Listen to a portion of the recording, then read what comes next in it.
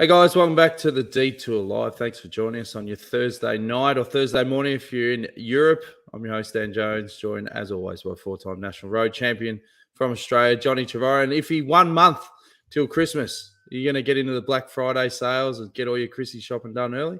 You'd be someone that likes to meticulously plan every aspect of your life, mate. I do. Kay's already done it all and bought every present known to man. So she did it about 6 months ago, I think. But anyway, so all good. And obviously I was very disappointed that for my 40th birthday this year, you forgot to mention on the show. But there's a very important birthday for a very important man today, John. And I would have thought that you would have been first to text him this morning to wish him all the best. Do you know what I'm talking about? Well, it was Jerry Ryan's birthday today. That's right. We were talking about. I did text him. I said, "Well done, old fella." I won't give his age up, but he's just a fraction younger than me, but not much. He doesn't look anywhere near your age, right? So hey, still well. Whatever. No, he's a good man, and I know that he's celebrated with the staff at Moulin Rouge this afternoon. So nice. Coughing, I would have been there with bells on myself. But anyway, there you go. Yeah. So you haven't seen the live show yet, Moulin Rouge?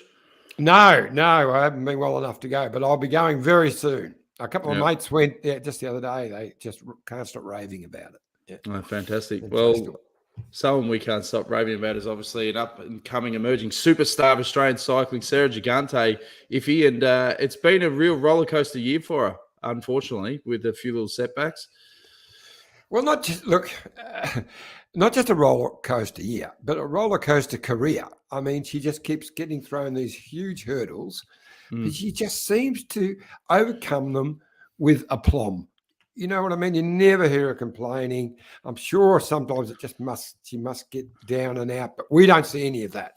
She is just a superstar. Now, I know that regulars on the Detour will know that I've got a real soft spot for Sarah Gigante because she is just the most gorgeous young lady and maybe the most naturally talented cyclist I've laid eyes on. Seriously, she has got everything, and I predict she's going to be number one in the world one day.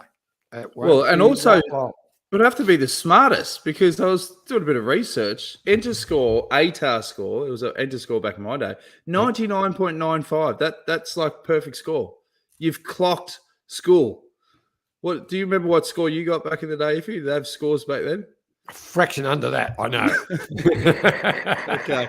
All right. Well, let's bring Sarah on now, who joins us live. Sarah, welcome back to the Detour. First obvious question is, how are you feeling? Yeah, thanks for the kind words. I'm feeling very flattered. But no, I'm doing well, thanks. All that's wrong with me now is that I'm very unfit. Now, it's probably better for you to explain it, but can you just take us through 2021 for you, and you can talk as long as you want. It's probably better that we don't butt in with stupid irrelevant comments. Yeah, you don't.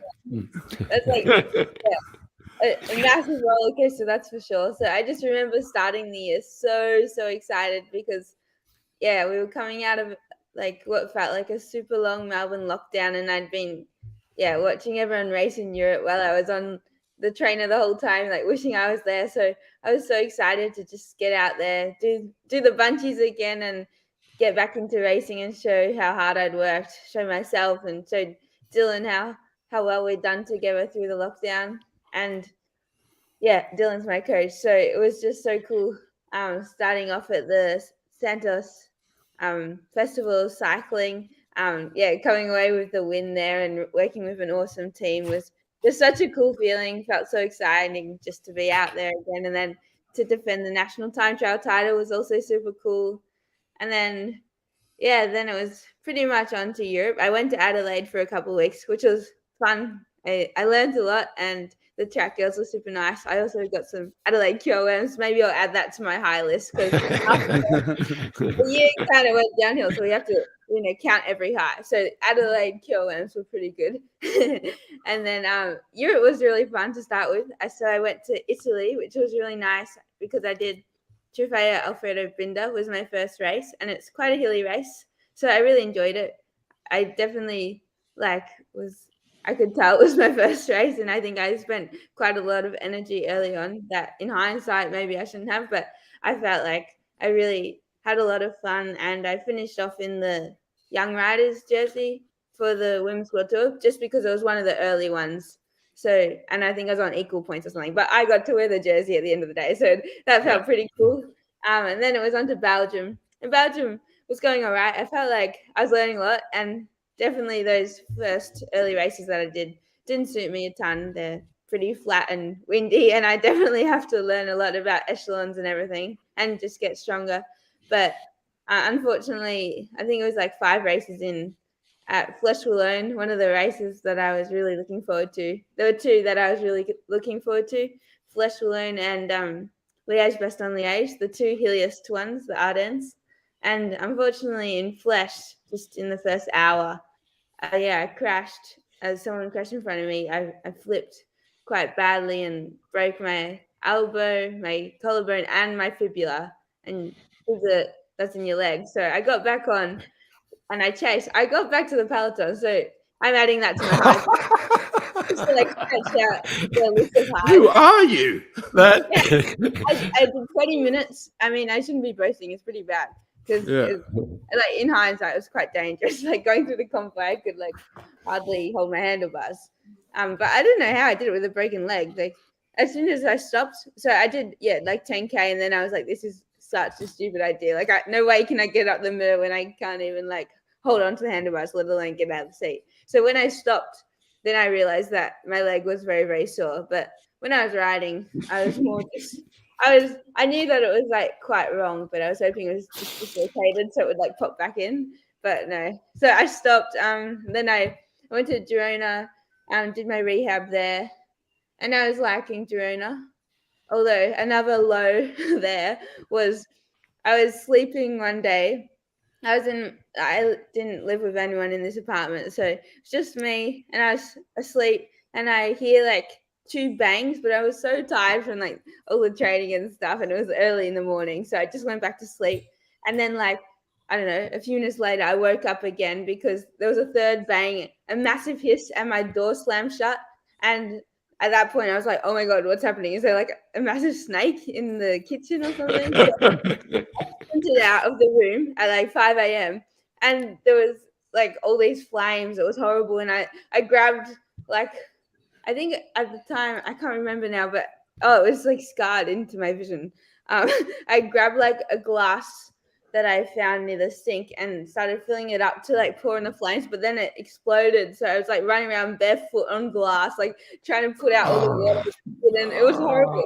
So it turned out it was just a battery, a portable battery pack had exploded. Just my luck. But anyway, I survived and the flat was okay. So thankfully I was fine. But that was just a random story.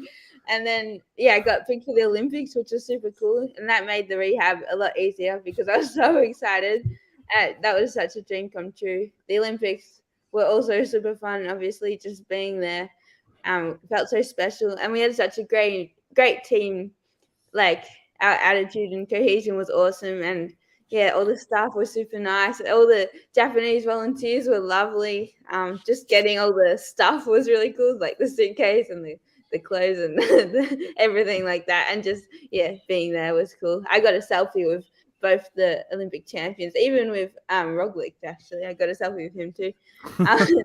And then what next? Then I got back to Spain, and I was really excited because I'd been training for the Olympics for so long, which was super cool. But I also really wanted to do the hilly races, like Tour de l'Ardèche in France and Tour of the Gila. At that point, it wasn't cancelled. So I was excited for Ardèche because it's super, super hilly. And then Gila is also super hilly, but it's also in America. So I was pumped to go visit my brother, or maybe he could come watch the race. So I was really excited just to do some tours and finally get stuck into some really hard international racing, because so far I've pretty much just, apart from Binder and then the Olympics, I've pretty much just done the Belgian racing or Australian racing. So I was really excited for that stuff. But then, I got like sick pretty much straight after the Olympics. Like I'm just very glad that I could do the Olympics because then I didn't ride for like 3 months. So just take us back through that, because the important thing is because that's when you realise that you had this challenge with your heart, and what they do, pronounce it. myopericarditis, and it's an inflammation of the heart and the surrounding tissues, and it's a combination of myocarditis and pericarditis. Is that correct? Yeah, sounds about right.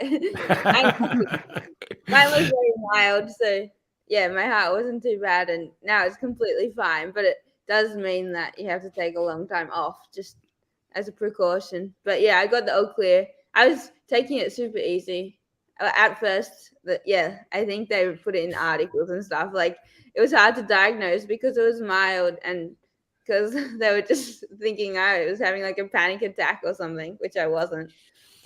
They just kept sending me home, and I was like, you should have said, mate, I've ridden with a broken leg. I know when I'm not right. I know what pain is. Yeah, you know what pain feels like. Yeah. I don't think she does know when it's actually not right, because she keeps going, but anyway, so who was it that finally picked it up? Someone in Barcelona. The Barcelona hospital was really good. When Scott came, we went to Barcelona. They listened to me. I listened to Scott a bit more there. It was a bigger hospital, so that was good.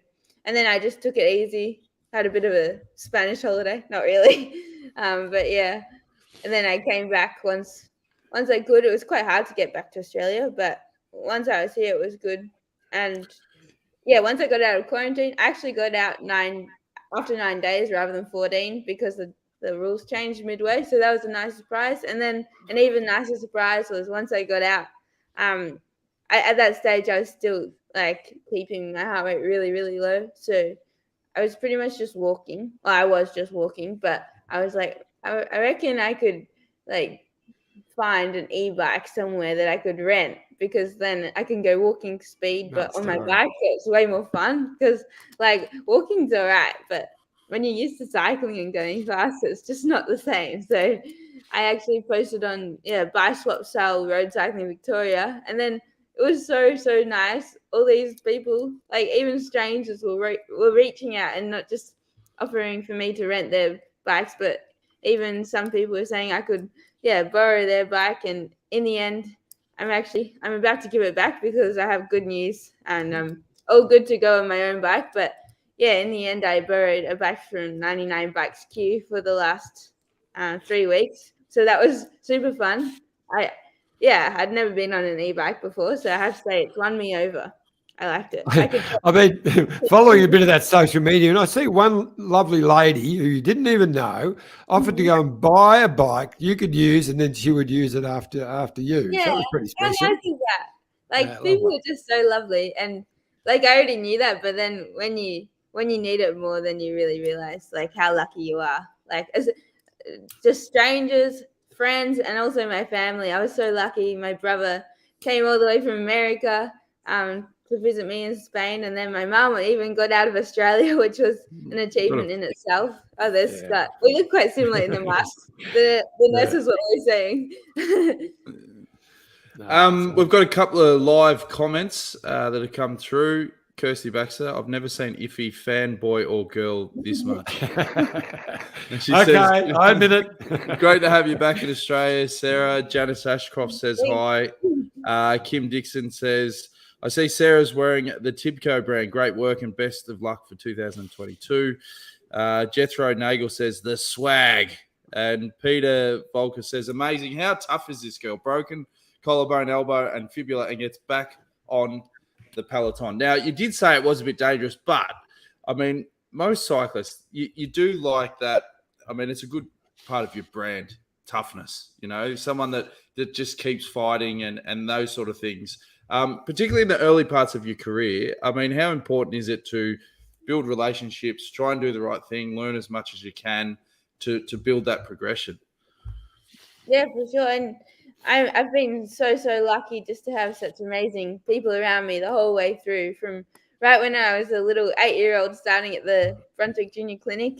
I was sure lucky that Mum and I picked the Brunswick Cycling Club when we Googled cycling clubs for kids on that day, so many years ago, 13 years ago. So yeah, I'm really lucky to have the support of my club and Dave, Elfcam, and now so many others like Ag, everyone at the club, they're just so lovely. And of course, my mum, the whole way through, she's been amazing. And right now, she's also amazing, still supporting me, because even though I'm definitely better than I was, like, it's still frustrating because I'd love to be, getting straight back into, I'd love to be on the ergo. She was on the ergo like 20 minutes ago, and then I kicked her off because I wanted to do the podcast.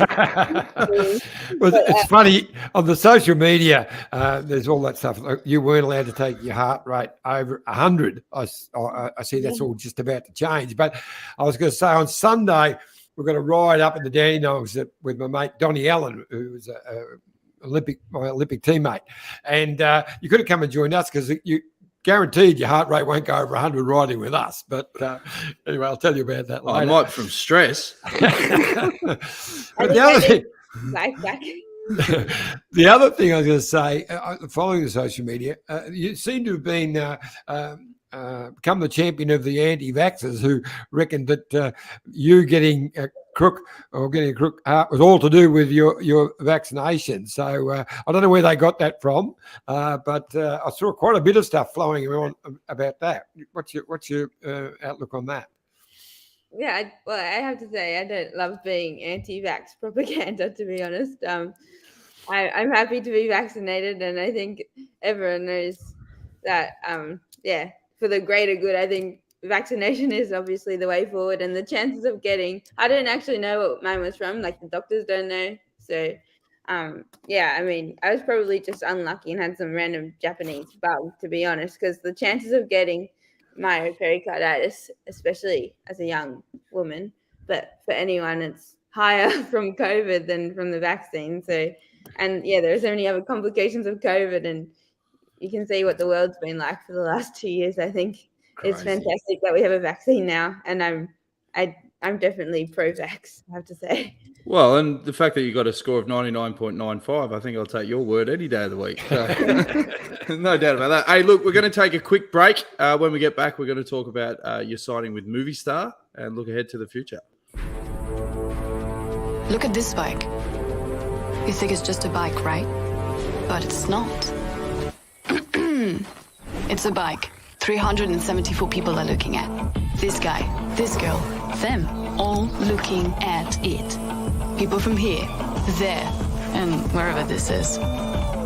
People that are looking for a bike. Or just a piece of it. Amateurs, semi-amateurs, and pro-amateurs. This guy wants this bike, but with this crank and these bars. This could be the perfect match. But not this one. This girl has a bike to sell, and thousands of people might purchase it. Eyes on Bikes help grow small businesses. His, hers, yours, and the latest data and insights help those businesses keep moving. We are the world's #1 bike marketplace, with over 500,000 products and 900 brands, where buyers and sellers are brought together in a place where a bike is never just a bike. Bike Exchange, where the world buys, sells, learns, and rides. Life is like a two-way street. It's about consideration and mutual respect. Roads are much the same. However you get around, walk, ride or drive, if we share our roads, we can all be safer. The Amy Gillett Foundation is Australia's peak cycling safety charity. Our mission is for safe cycling in Australia. Our vision is for 0 cyclist deaths. Over the last year, we've seen an enormous increase in people taking up cycling, whether it be for recreation, with the family, commuting, or even to start your own cycling career. We need to do more to make it safer for every cyclist.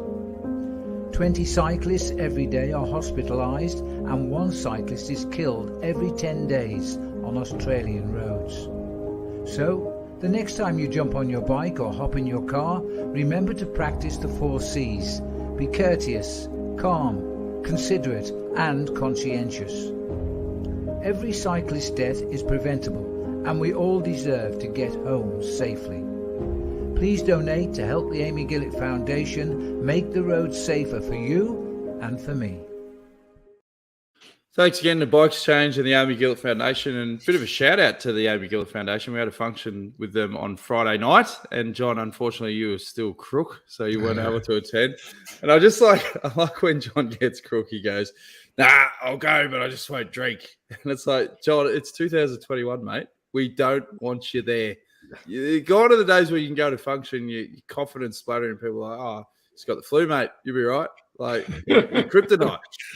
But there's some great initiatives spoken about by what the foundation are doing, and particularly moving forward, I think it's a really positive time for them and the effect they're going to have on cycling safety across Australia. So back to your story, Sarah. Obviously, there's a lot written about when you've signed with Movistar to the end of 2024, I think.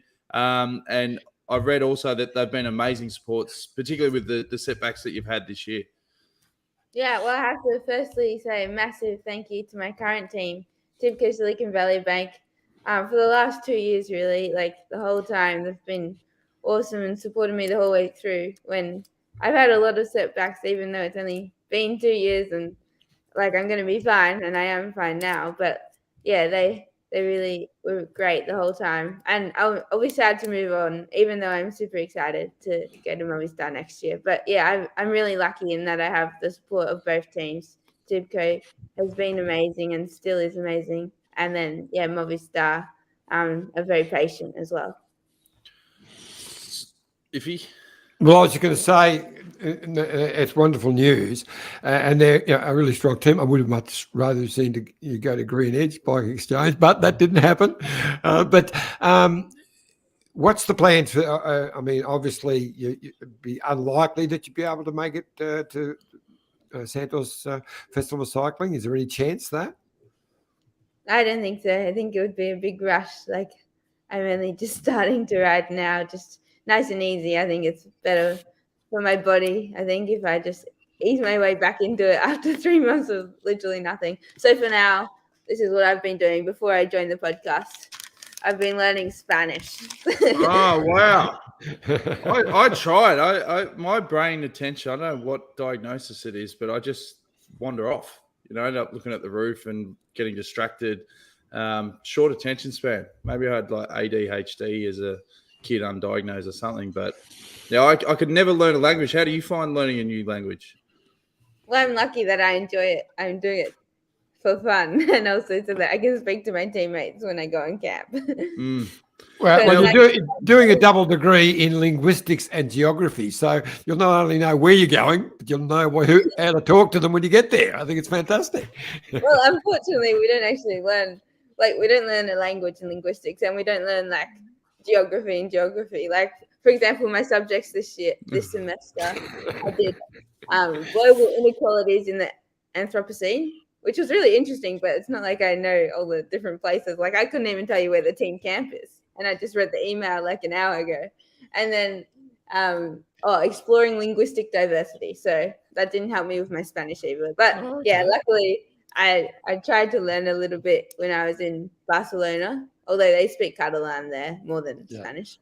And then I did French in high school, and it's quite similar. I did Latin too. So I don't know, just throw them all together and you get this melting pot of something.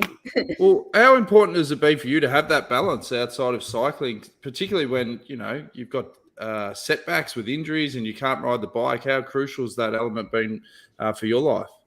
Oh, yeah, so good. Like, I'm on holidays now, and I'm actually, for once, I'm like, I kind of wish I wasn't on holidays because I'm a bit, I feel busy with other stuff, but it's nice just to have goals. And normally my biggest goal is of every day. I'm so competitive with my cycling. Like, my biggest goal is always to completely ace my training that day, or smash my rider buddies, or smash that race, something like that.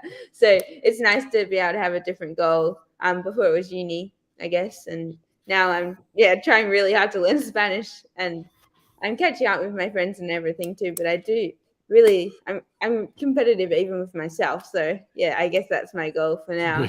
I think it's important just to have something else to think about, because especially when things aren't going so well. If I just based myself on my current FTP, for example, then I'd be pretty upset.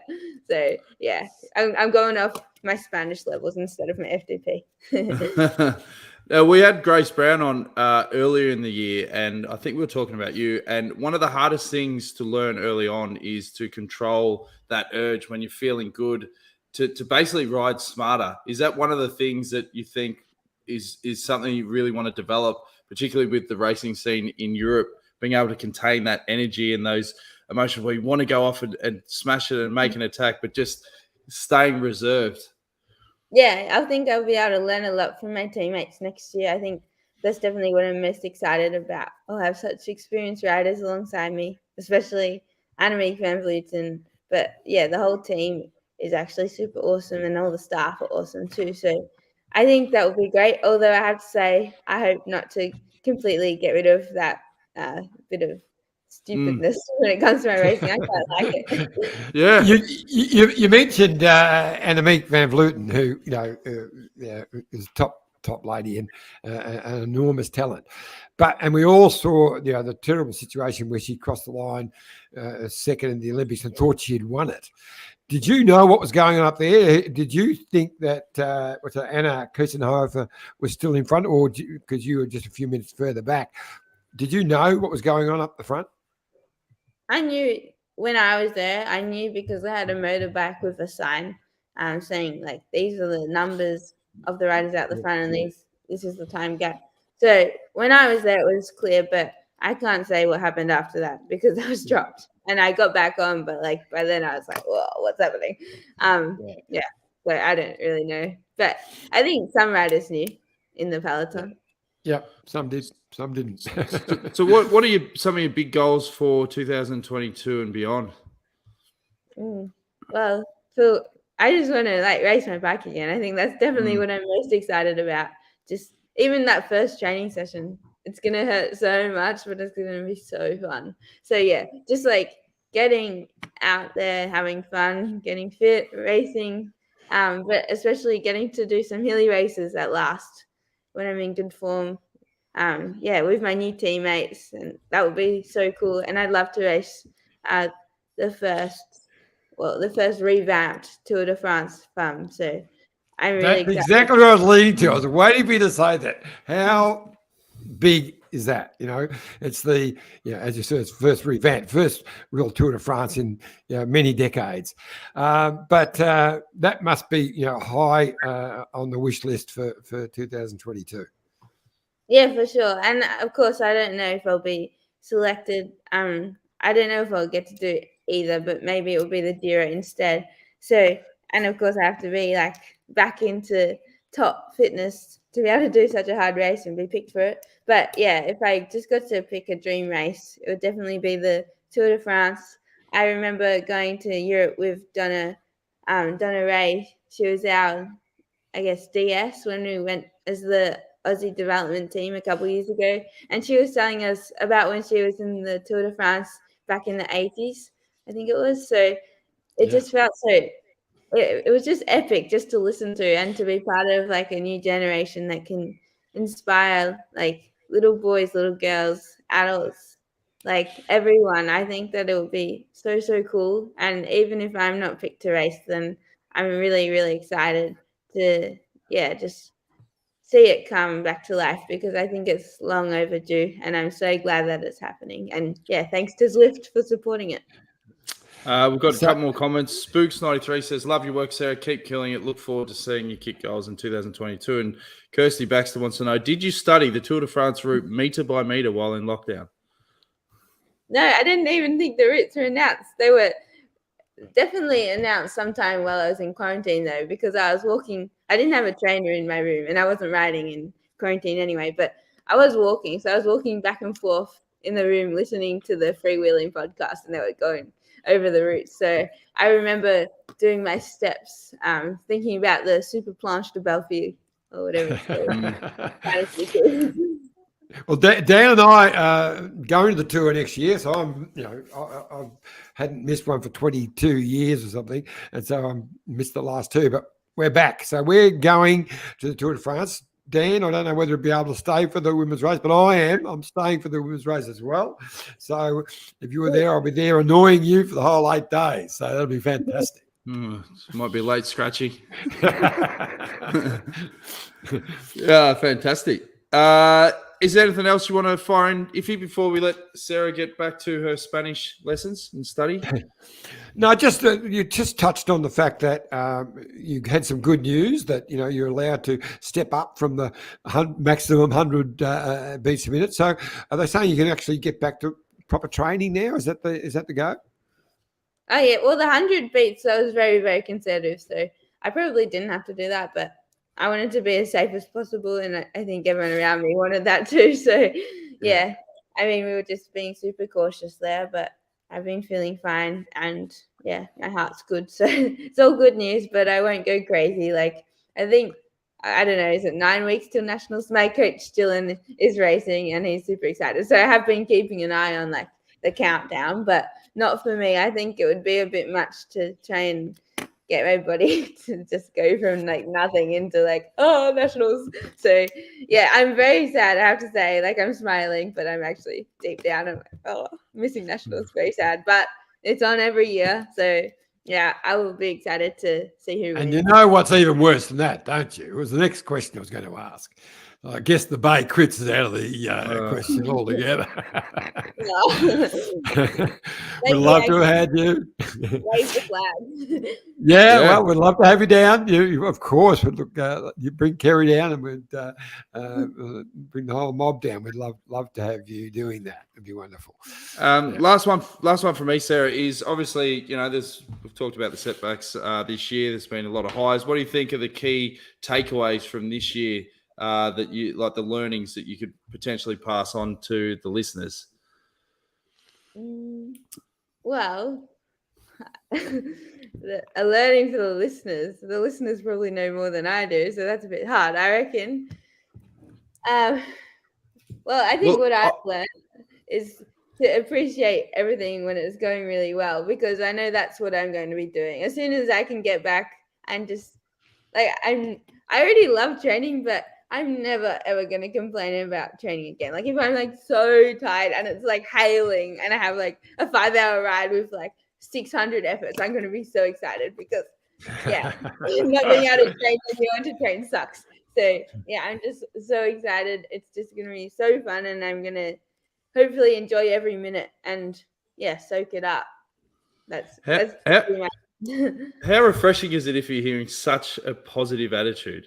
And such a humble person. It is so refreshing.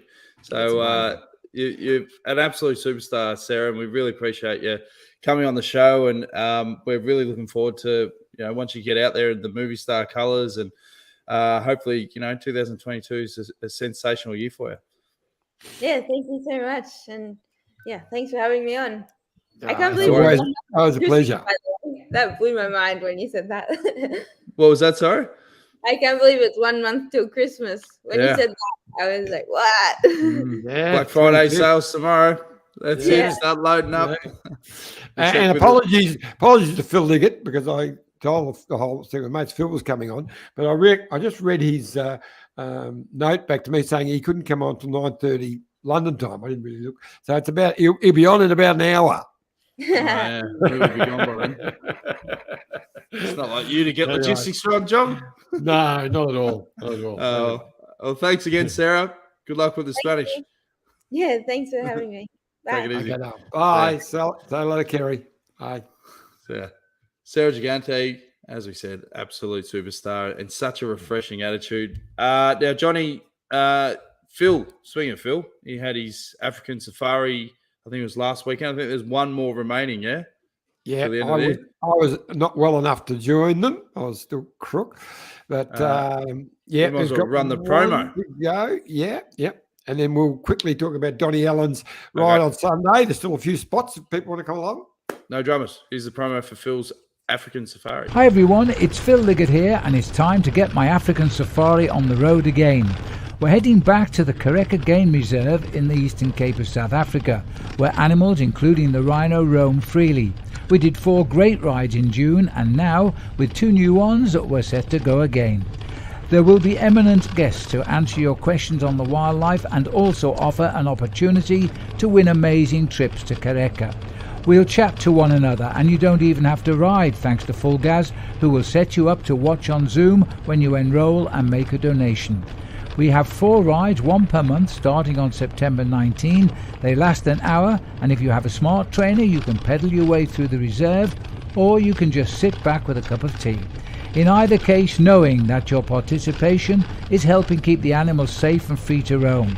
Come and join me, and all the information you need to have is at careca.co.za/peloton, and let's go.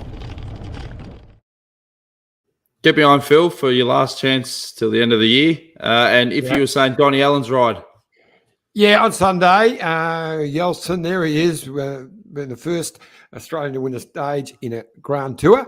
So it's the mountaintop ride. It's a 10:30. There's a mountain bike ride, which is quite a tough one. And at 11 o'clock, just an easier road ride, which Donnie's doing and I'm doing as well, just for a bit of fun. As I said, heartbeat won't get over 100. And then afterwards, Yeltsin's got this fantastic mobile bar and be a slight lunch. It's just going to be a wonderful day. $40. All proceeds go to Australian Red Cross. And he's a brewer, and he's even brewed some special beers, European type beers. 10%ers? Yeah. Well, hopefully I'm well enough. No, it'll be a lovely day. So anyone can get along. I think there's about a dozen spots still left. So yeah, and the phone number. Yeah, that's Yeltsin's number. 0459803482, or the website, which tells you everything, how to get there and whatever, up in the Dandenongs. Yeltsin, YALCIN.ADAL@gmail.com. Sounds great. Good day.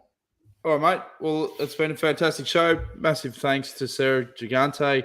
And big shout out to Bike Exchange and Mark Watkins in particular for all their support throughout the year so far. They've been amazing. And obviously, we mentioned the Amy Gillett Foundation earlier.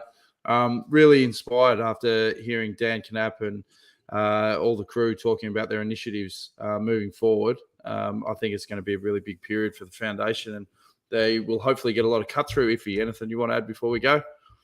Just, I've had a few asking me about the Tour de France. I said, we'd be interested to go. So I said, well, we'll be next week. All about it next week. So that's what I said last week. So next week. Why don't we do a detour special next week, and we bring on some people that have been on the old detours, and we tell some detour stories, because people love detour stories. We want people to come. We don't want scare people. You've got to be transparent. What you can show is a progression where you finally worked out how to run these tours. And it took 20 years. So we can start at the beginning and talk about the mistakes and how we've learned from them. It's a shame that my mate Simon Townley is not with us any longer. It's a shame for a stack of reasons. One, he was an absolutely glorious man. But he would tell some stories that probably no one would come back from. But anyway, it's another, all good stuff. All right. Well, thanks for joining us. As we always say, get me on the show, youtube.com/the Detour Podcast. Tell your mates, hit the subscribe button, and we'll see you again next Thursday. And we'll announce all the detours. The details on how to get involved with the detours if you want to come along the Giro, Tour de France, and potentially the Vuelta. So we'll see you next Thursday at 6:30 p.m. Australian Eastern Standard Time. Thanks for tuning in. Thanks again to Sarah. See you then. This is the winning ride of the Tour de France.